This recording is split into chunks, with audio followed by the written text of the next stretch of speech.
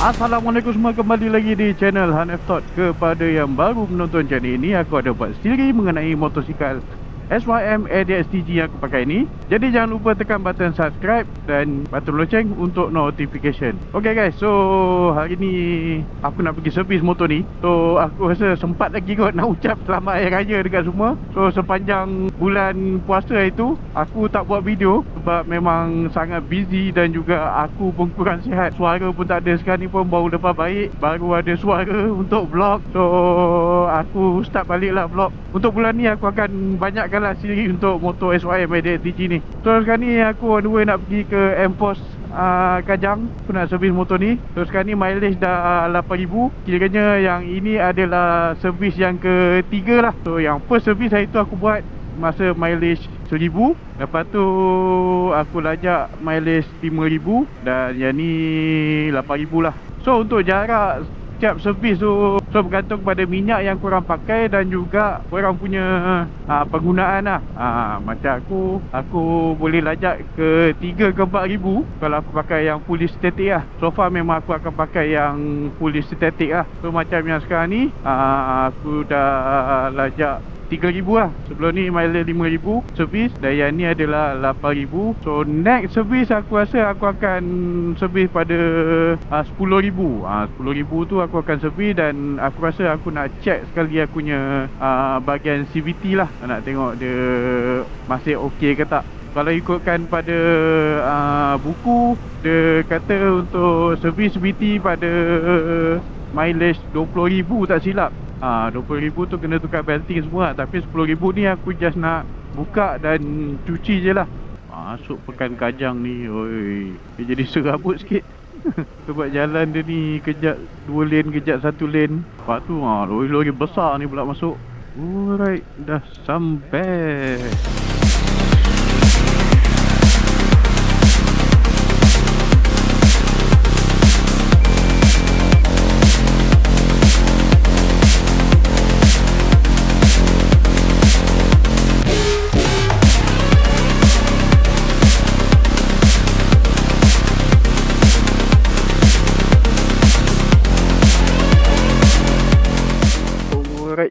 Settle service.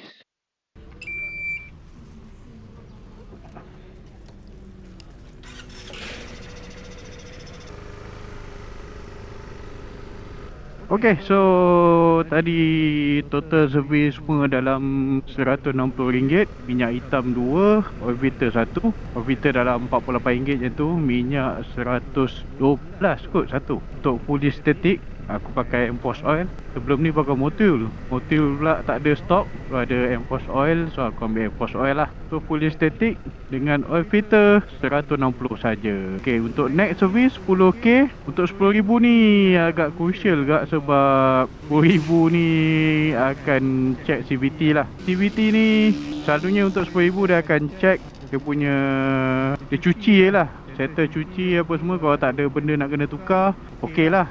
Upah servis CVT je lah. Tapi kalau kena tukar, dia pisang sikit lah. Harga barang dengan upah saja dalam 300 lebih. Lepas tu kalau ada benda-benda lain mungkin ada tambahan lagi.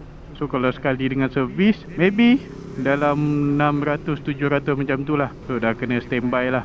Ui, panas betul lah sekarang ni. Sekarang ni memang musim panas. Duduk kat tepi light ni pun terasa bahang dia. Aku ni pun itu hari batuk sesama. Aku rasa sebab cuaca lah. Cuaca memang panas sekarang ni. Dekat Perlis dengar-dengar temperature sampai 42. No, dahsyat betul. Alright, so settle service. Untuk next video aku dah beli jajan-jajan. Nak tambah dekat motor ni. Apa lagi aku nak tambah. Ataupun next video aku akan cerita lah apa yang aku suka dan apa yang aku tak suka dekat motor ni lah. Sepanjang aku pakai dah dekat 8,000 lebih kilometer ni, so mestilah ada benda yang aku suka, ada yang aku tak suka kan. Dia tak boleh nak bayar, so orang kata nanti aku dibayar. So aku cerita benda yang jujur lah. Benda yang aku tak suka baru aku sebut, benda yang aku suka baru aku sebut. Alright guys, so aku rasa sampai sini sajalah video untuk kali ni. Seperti biasa korang tekanlah button like, share, komen apa kejadah semua kat bawah tu. Dan kita jumpa lagi di video yang akan datang. Assalamualaikum.